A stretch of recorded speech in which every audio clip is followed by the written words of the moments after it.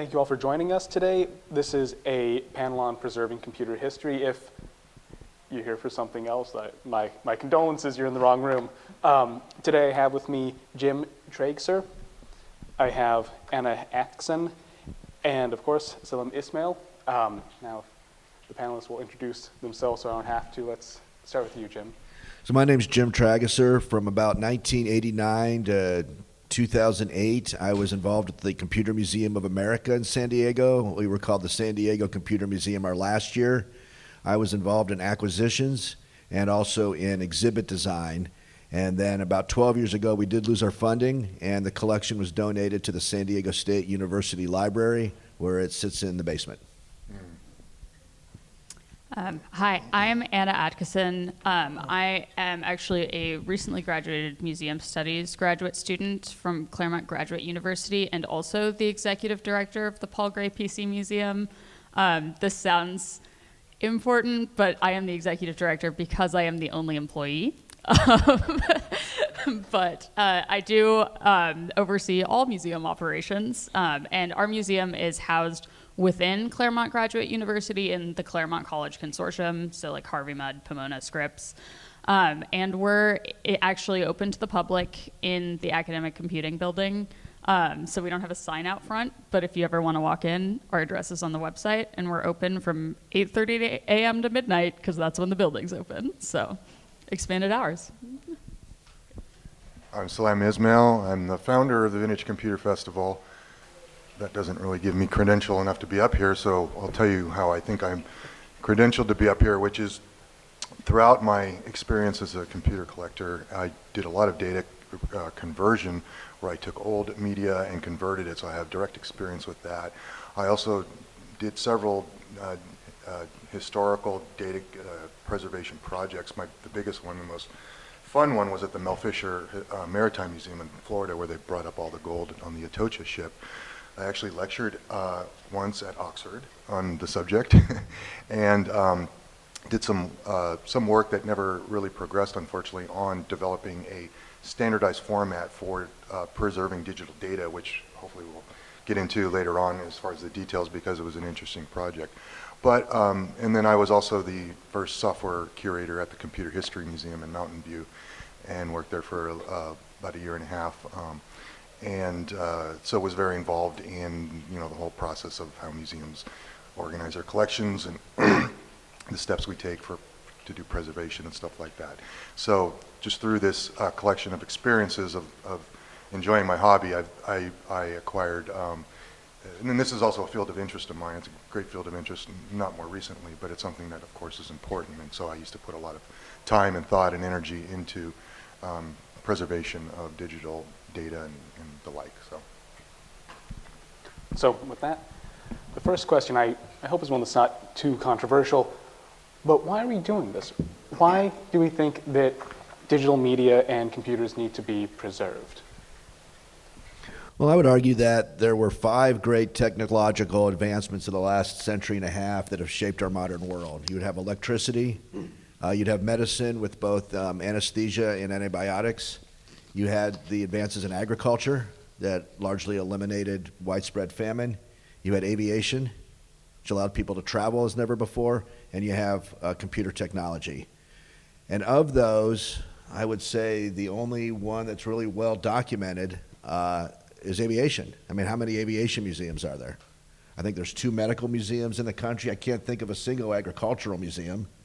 There's the Edison Museum, I guess, for electricity, and there's a handful of computer museums. So it has shaped our life in ways that our ancestors never would have understood, and for that reason alone, I think it needs to be documented and preserved.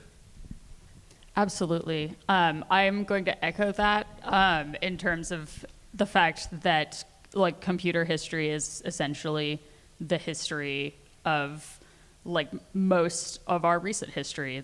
It has very much shaped our modern world. And I'm coming actually I came to museum studies from a teaching background, and teaching middle school and high school. And I find that a lot of, computing is actually very opaque to younger people today, because they, learn to use computers through smartphones and tablets. and they don't really have a conception of, like, one, how they work at all, but two, like, how, you know, these devices have actually, like, changed how we live, work, relate to each other so drastically over such a short period of time. And they don't, you know, like, they're just, like, amazed by the fact that what was considered portable used to be like a 25-pound suitcase. And, you know, I think it is actually very important to understand the, like, social history that is connected, like, intimately to computer history. Yeah, I mean, beyond echoing what they've already said, it's obvious that computers have become a major part of all of our lives. You know, AI is, or the large language models, whatever you want to call them, are really, you know, we're on the precipice now of something I don't think any of us really anticipates. And, you know, our culture has already changed, and it's all based on computers now. And even like the younger cultures, I was talking yesterday about how the 8-bit culture is sort of having you know, it's popular now. It's in the kids' culture, so they're familiar when they come to these events and see this stuff already because it's in their culture that's been integrated and recycled into the current culture. So yeah, obviously, you know, we've changed in ways that we still haven't even really discovered yet, I think, as a result of computers. And, you know, more recently, last 10 years, the people who created these social network or social websites like Facebook or whatever have come out and talked about how, I mean, we didn't even know what we were doing, but we did it anyway, kind of thing. So we're still, we haven't even begun to discover what's going to happen to us. So why is that important then? I mean, I guess beyond preserving everything for just cataloging reasons, I mean, it's really the hardware, you know, preserving the hardware and the software, you know, the tangible things, that's a visceral experience. Emulation has become really popular these days and has allowed more people to experience older platforms. You know, you're never going to be able to get your hands on a complete IBM 360 mainframe, but you can simulate one on your PC at home. So whether it's going to continue to be important for people to be able to see the old beasts in person or whatever, or actually touch them and play with them, I mean, that's always important, that visceral experience of touching them and everything. But it's going to be more about, I think it's going to go away from the hardware and follow, the interest is going to follow what's happening with computing generally, which is like it's disappearing. So it's just becoming more about how they're affecting our relations as humans. And anyway. We did have a full working IBM 360 at the Computer Museum, and hopefully San Diego State will get that up and running again. That would be great. That'd be a sight to behold. That does lead nicely into my next question. So a lot of us here are hobbyists, and that means, I think amongst other things, that we have a kind of different definition of preservation. A lot of us are looking for getting a computer that's working or getting it up and running to maybe run some applications or play, you know, some fun video games. What does preservation, mean to you in the context of a museum or exhibiting or maintaining a large collection compared to what all of us here are used to? I can actually start. I think it's for us, our capacity is very small, and so our like first line in terms of preservation is just keeping the physical object from further deteriorating, because like this is not exclusive to computers, but most material culture made in the last century is much more fragile than older things actually, just because the materials in manufacturing tend to not be super high quality.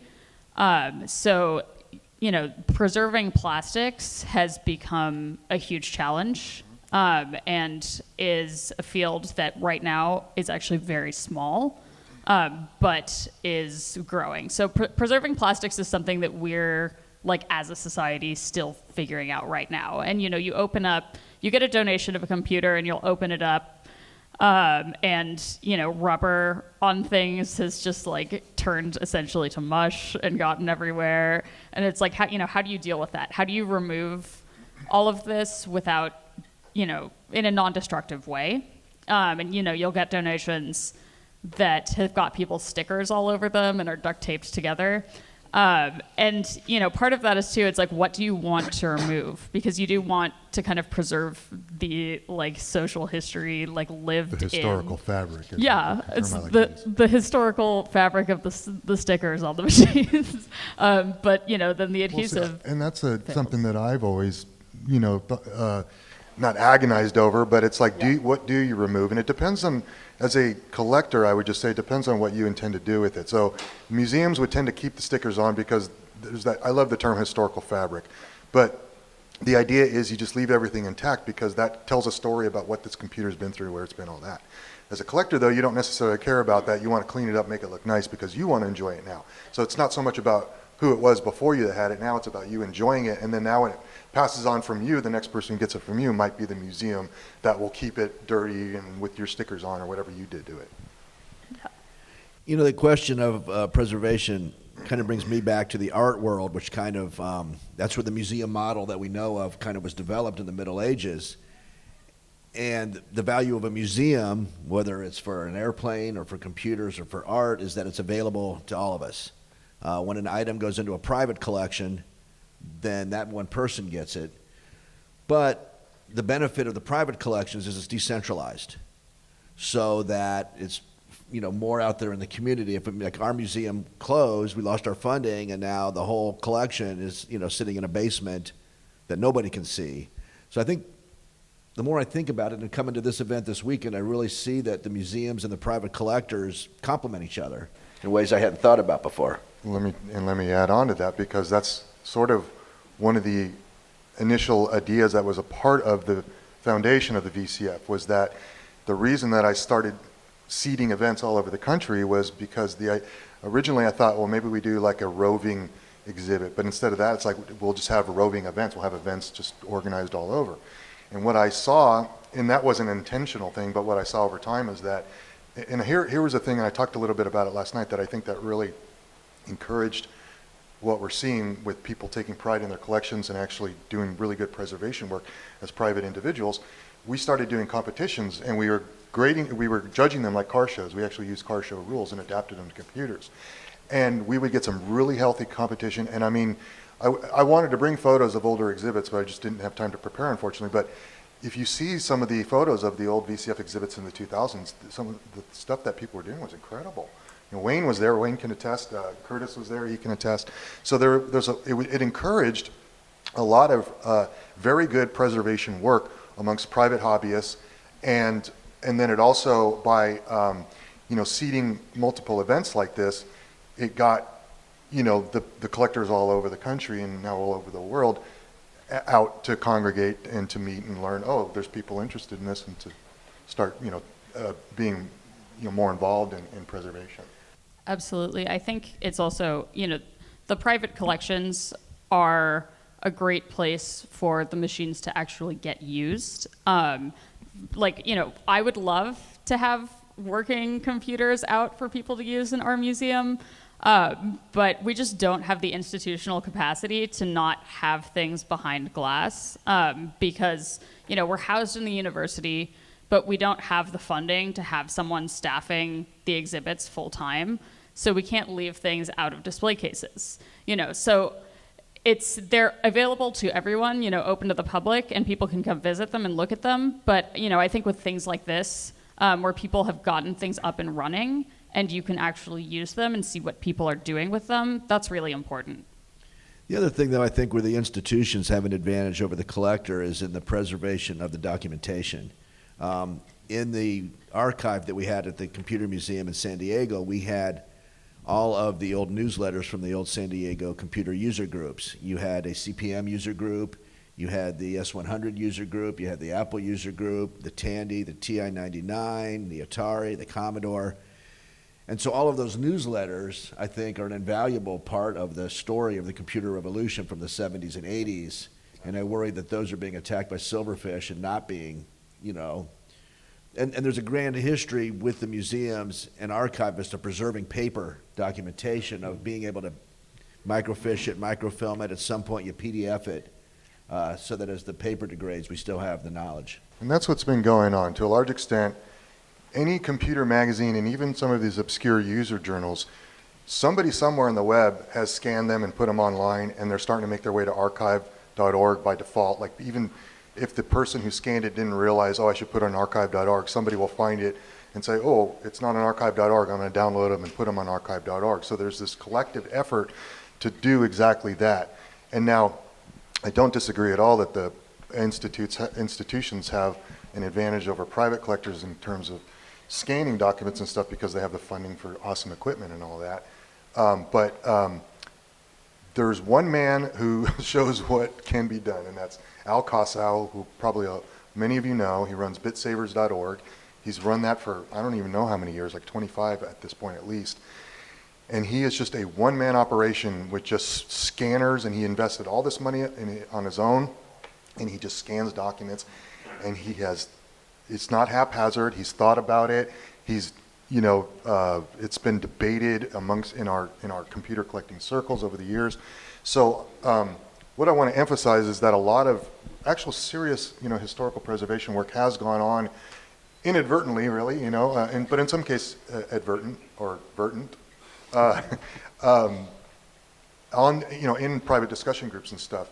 And you should be happy to know that private collectors, and I'm sure many of you already know this yourselves as private collectors, do take a lot of this seriously, and so that's the good part. Well, and when we see the failure of the Boston Computer Museum and the San Diego Computer Museum, obviously that's not, a great dependable model either.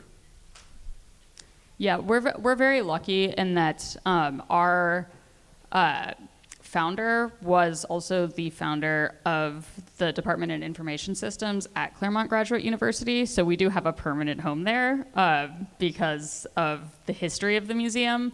But there are definitely internal struggles in maintaining and expanding institutional capacity. I'm working right now to actually get funding to bring people in who do like software preservation to do talks, but it's something we'll talk about later. But it's you have to go to the state of California and be like, hey, state of California, here's why this is important, and can you please give us like maybe $3,000? We do rely mostly on donations, but yeah, it is, the institutional model is a constant struggle because many institutions are in a precarious state of funding. Well, I'll just speak on the Computer History Museum, since it's the museum I'm most familiar with. And I was around at the time throughout the time where they were building the endowment so that they could be perpetual. And I think they've achieved that. It's very well funded. They're in the middle of where all the money was, and that was intentional, by the way. And their board did a really good job. You can really give a lot of credit to Len Shustek. He's been on the board for a very long time, and throughout, basically. And I'm not sure about any of the other board members, but I have a personal relationship with Len, and so he's the one that I've always interacted with. That museum isn't going anywhere. That collection isn't going anywhere. It's very well preserved. They have a very good operation there. It's really good staff. It built up over time, and when I was, even before I was a software curator there, I was volunteering there. I was there, not all the time, but a lot. And I was involved in so how everything grew up. It was really haphazard at first, but everybody was really serious about preserving the machines, and that's why they were able to eventually do what they did. But they're there. They're going to stay. My only concern, and as people who are Los Angelinos, it's basically their collection sits right on the San Andreas Fault. So if there's ever a super earthquake or something, and not that we haven't, I say we, when I worked there, we did earthquake mitigation stuff. In fact, that was something that I think that was one of the things I came up with, like, hey man, the stuff up on up shelf, what if we have an earthquake, and so, but that's the only concern, is like, that's the largest and probably the most important single collection of computers globally, but it's right literally on an earthquake fault. So that's the only downside. But as far as, unless, as long as that doesn't happen, it's very well preserved. And they have a permanent endowment at this point. They're self-funded, and so that's good to go, at least.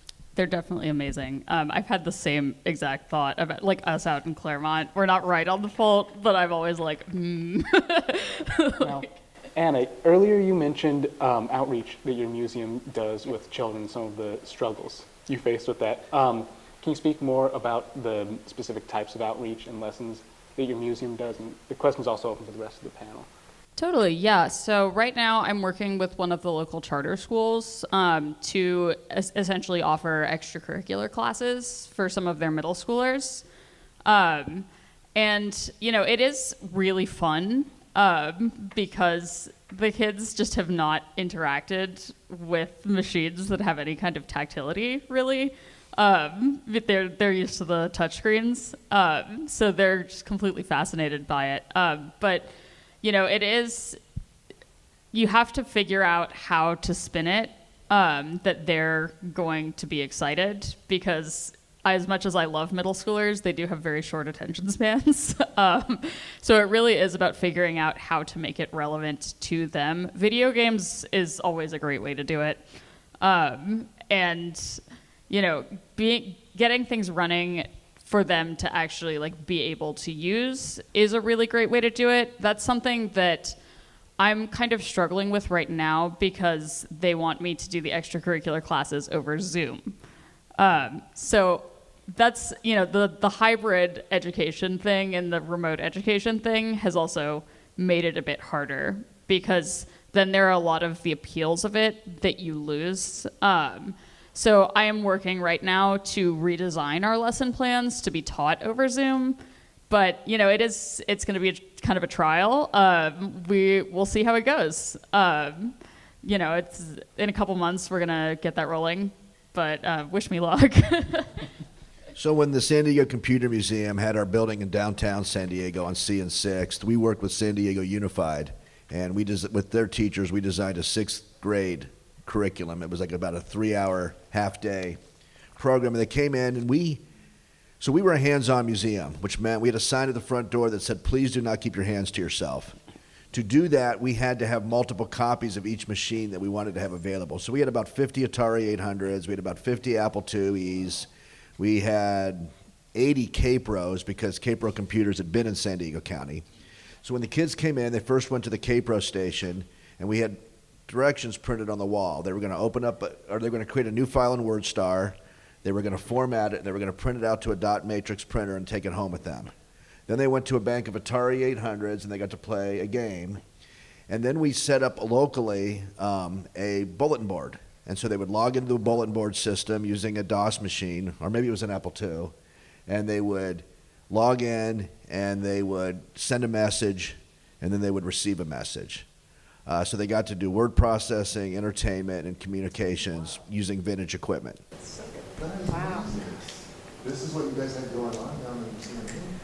Yes, and the reason we are no longer, so I keep saying we folded, we lost our funding. So we had an interesting arrangement. Coleman College was one of the first inverted curriculum technical schools where you got your 2-year associate's degree in computer studies, and then you came back and got your bachelor's. And they wanted to adopt, so they adopted us in the early 90s. But the arrangement was they wanted to be the sole funder. We were kind of like their pet project. And so they didn't want us doing grant writing. They didn't want us emphasizing memberships. And Coleman College's business model was based on GI Bill and foreign exchange students. Well, after 9/11 hit, the Middle Eastern males who they depended on for about 2/3 of their enrollment were not able to get visas for a while.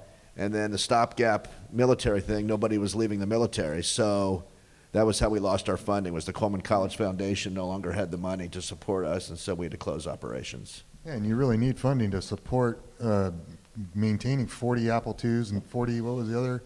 Well, we had 80 volunteers that K-Pros? would, so our model was, in San Diego, there's the Air and Space Museum in Balboa Park that has all the historic airplanes. And those airplanes are restored and then maintained by retired aviation workers and military. Yeah. That was our model. We went and met with them. How could we, like you took the car shows and applied it to computers. We took the aviation model and tried to apply it there. So we would have retired guys who had worked in tech would come in and restore these machines and get them up and running. So I haven't been involved in all of the ambitious projects that I had. You know, those have all gone by the wayside. But now, as I'm getting back into the hobby, one of the things I've been wanting to do, many of you are probably familiar with Kennett Classic, run by Bill Degnan, a good friend of mine in Pennsylvania. It's like a boutique museum, gift shop, and he has workshops, and he's built it over the years, and he's done just a phenomenal job. I can't say enough about Bill. Like I said, he's a good friend of mine. I'm really proud of what he's accomplished.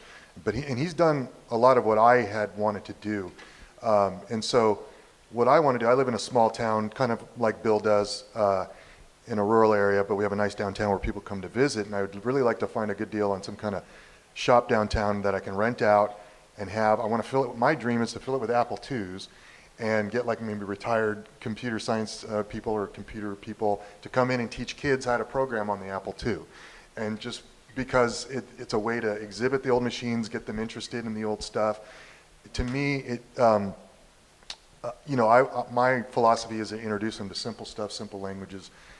People think, oh, you shouldn't introduce kids to BASIC because they'll get bad habits early or whatever. Whatever. It's just the experience. I believe is really just conducive to young children. And I want to be like kind of like a who's the guy in the comic book, Professor X or whatever, has all the mutants. I want to be like the Professor X with all my mutant programmer kids that I can, take over the world with.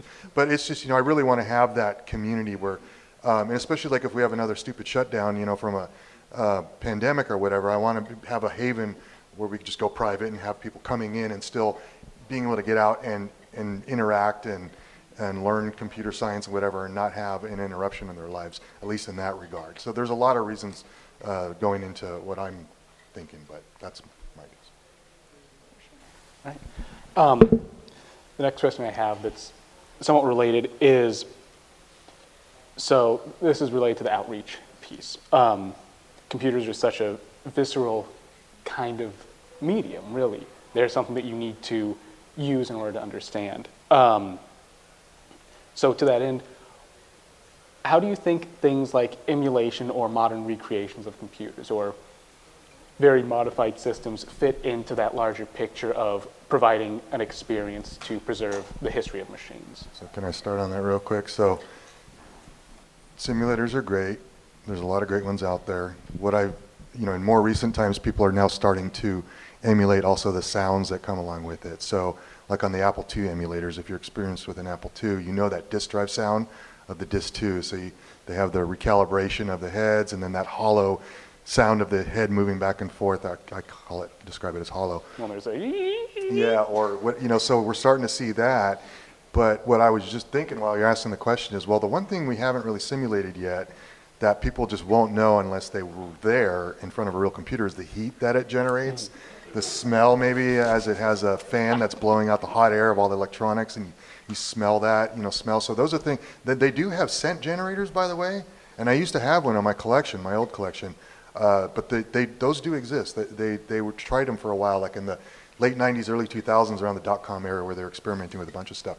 But those are the kinds of things that I think eventually, as the simulators get more and more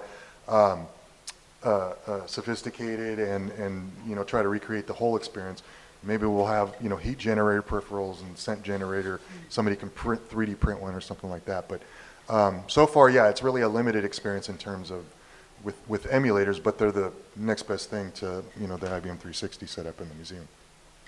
Yeah, I think what they're really good for is getting people to experience what the software was like, because I think that is an important part of the social history of computing, is not just knowing, feeling the machine is important, but also understanding what it was used for is that is an essential component of it. And so I think emulation is very good for that specifically.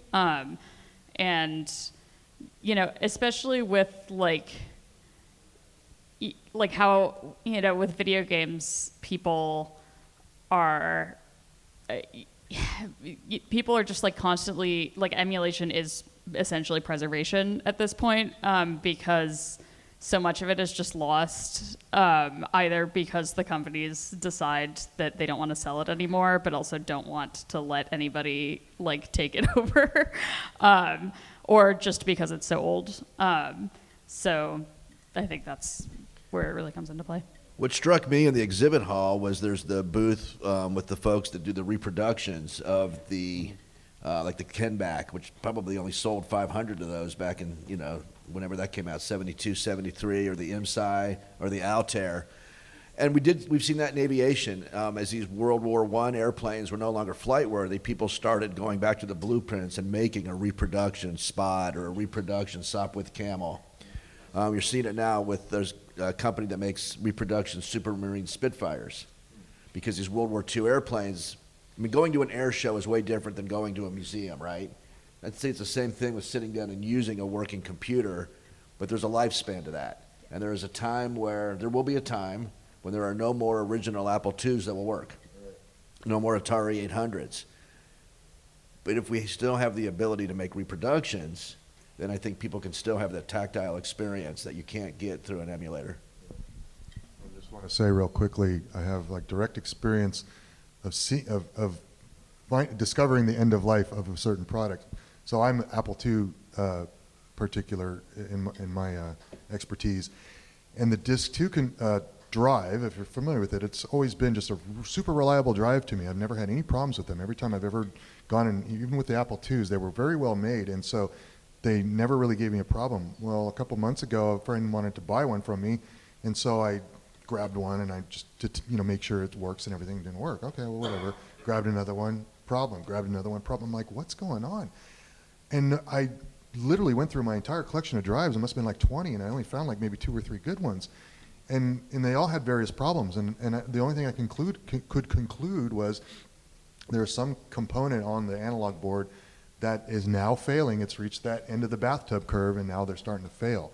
And so, once you're in this hobby long enough, because for the longest time, it was like, yeah, Apple IIs are reliable. And now it's interesting, in real time, we're seeing the end of life of some of these products or components or whatever.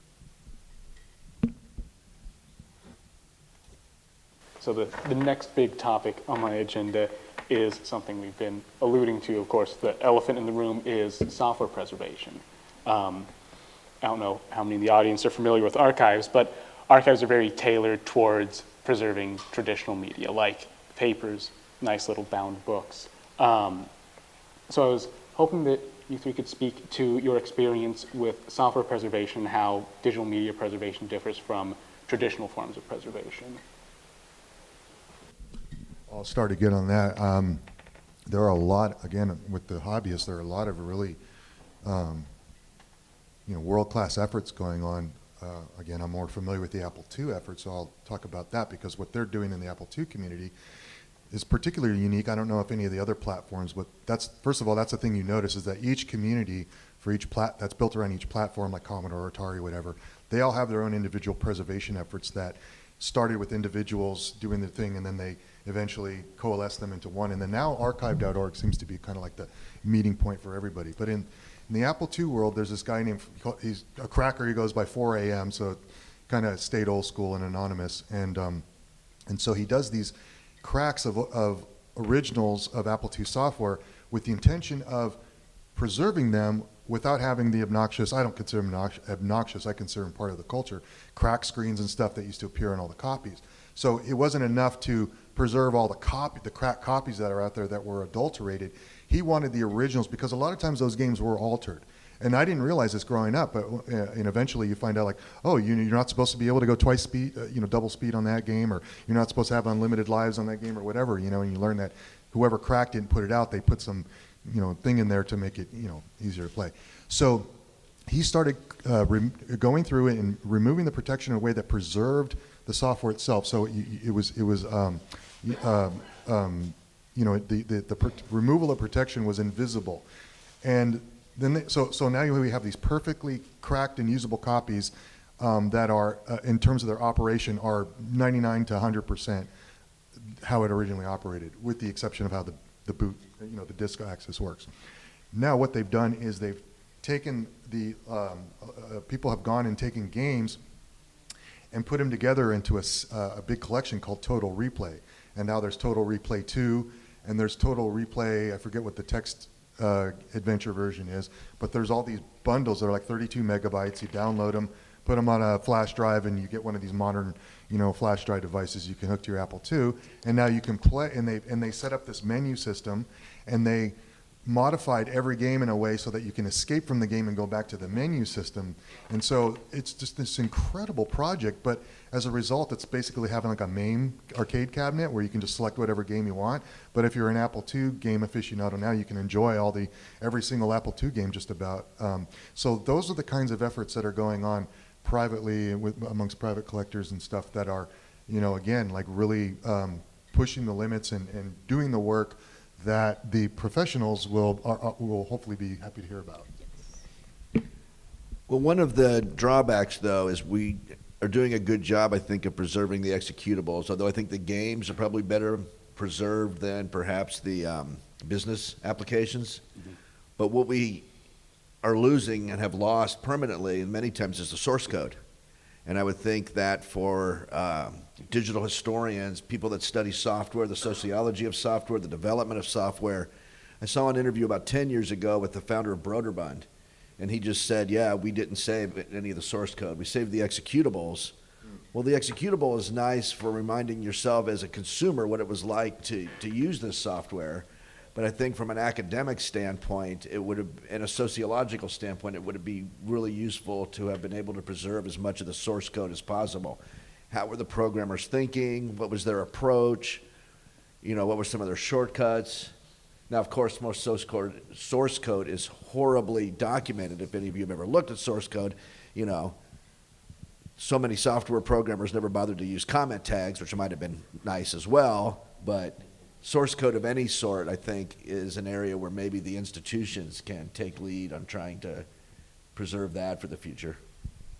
Yeah, definitely. I think it's one of those things that people have been doing in kind of like, people have one specific focus, and then they focus on preserving that one thing. So there aren't a lot of like extremely widespread efforts. We haven't done any software preservation because we actually haven't been like we've been around since 2002, but we were around in the form of, the collection in a storage closet and display cases out in the building, but with nobody actually working on the museum until very recently. So we're still kind of gearing up in terms of what we can do and figuring out what our institutional capacity is for these things. But we're very focused on education and public programming, and I'm trying to, for program series, bring in people who are trying to, who have a focus area on preserving certain software, or, even preserving like old internet, and trying, to get them to come talk about it like in a public forum to a general audience to, increase interest in these things. So. People have recreated the old Quantum Link network, and I think they're working on the NABU network. You folks probably saw the NABU computer out there. But I just wanted to mention, a lot of you are probably familiar with GitHub, and the thing about GitHub that's nice is that it's really preserving source code in real time, and it's become like as long as the internet lasts, a permanent repository of source code. And people do go use it to document projects. Like sometimes people will disassemble and then log their efforts there. I don't like GitHub myself, not that I should scare people away from it, but I just never figured out how to use it. But I just do know that people are using it for that. And there's a lot of source code that's being preserved there, both historical and, of course, as I mentioned, going forward, it's just naturally now being preserved there because people use that as their repository. So that's a nice thing. Jim, in an earlier discussion we had, you mentioned some of the physical constraints of keeping physical media from dying. Could you speak to that for a moment? You like the paper materials? Like the discs, like keeping them in proper Well, the humidity discs, and worrying about their the floppy lifespan. disks, There's a guy that has a Substack forum for Atari called Go210, go210.substack.com, and I recently found a whole bunch of Atari ST 3.25-inch floppies, and I sent them, about 120, and all but one still worked. That's not something we should assume. In the Computer Museum archive, now at San Diego State, we have a bunch of 8-inch floppies that have S100 CPM software on them. Whether any of those still work, I don't know. So when you're talking about software preservation, I think the key is getting it off of those floppy disks and getting it onto some kind of RAID that's regularly backed up, that's error checked, so that you know that the archive is good. And like you were saying, like on those Apple II hobbyists, there's a guy out there that's got the FujiNet. Yeah. And so that's Commodore and Atari and But Tandy. that's more connecting the platforms together. Right, but they're connecting to databases that have all of those software images. Oh, yeah, right. So that's once you get stuff out there onto server arrays where it's being automatically backed up, that's where I think you're getting at a semi-permanent status of software preservation. But definitely getting it off the soft floppies, whether it's an 8-inch, 5-inch, or a 3.25-inch, that's the key, is getting it off those and getting it onto a backed up RAID. And that's an interesting point that you just made, and it makes Thomas's work, the FujiNet stuff, more relevant in terms of, there will come a time when you can't access the original media anymore, and so having what Thomas is doing, I just realized now a greater significance of it in terms of what you were just talking about, being able to access that software. That's very cool, because the whole idea is eventually it's just going to come off the internet right into your old Atari 8-bit or whatever. But since I'm talking, I'll just speak really quickly on my experiences with working with old media. I had a consulting business called Vintage Tech, and one of the services I provided was recovering just about whatever you had, because I had every device to read it in my collection, just about. And so, of course, the paper stuff was always really reliable. Punch cards were, as long as we know how to take care of paper. Paper tape a little bit more fragile because of the paper it's made on.